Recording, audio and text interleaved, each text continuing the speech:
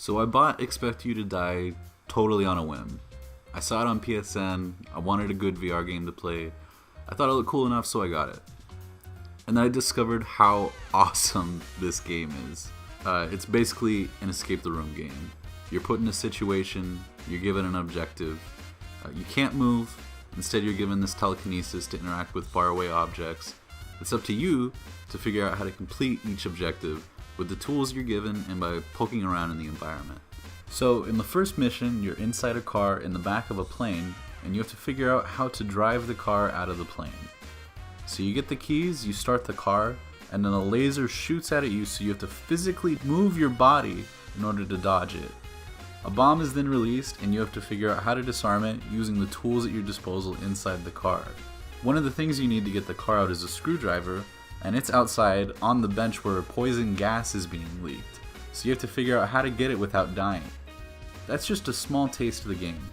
Each level has its own twists and challenges that you have to apply logic to in order to progress. It's very fun and it's very rewarding each time you complete an objective. The developers did a really good job of designing these challenges. The challenge in each level always felt fair. I got through the game without any outside help. If there was a challenge that I got hung up on, it was because I was missing some environmental clue or some not so obvious solution, but it never felt like the answer was so obscure that I couldn't figure out over time, and that's really important to me in a game like this. I can't stand it when the answer is something so out there that the only way to figure it out is by dumb luck. I also really like how some of the challenges can be overcome in different ways. So for instance, when you're cutting the wires on the bomb, you can use the switchblade in the glove box, or you can break the bottle of champagne in the center console and use one of the shards of glass to cut the wires. Small things like these really add to the experience of the game and the immersion of it, which is really important in VR. After you beat the game, you can go back through each mission and complete the bonus objectives acquired by doing certain tasks. So there's a little bit of replayability with the game too.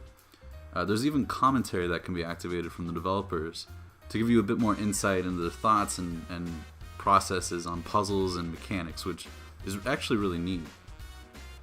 So if there's anything bad about it, the only thing for me was the length. There are only 4 missions in the game, and it really depends on how quickly you pick up the puzzles, how long it'll take you. It took me about 5 hours, which for $25 I think that's definitely worth the price. The only reason I say that it's even kind of a negative was because I was still wanting more after that final mission. After I completed each one, I was really looking forward to what was next, and then it just kind of ends. I really hope a sequel is made, or even just a DLC mission or two.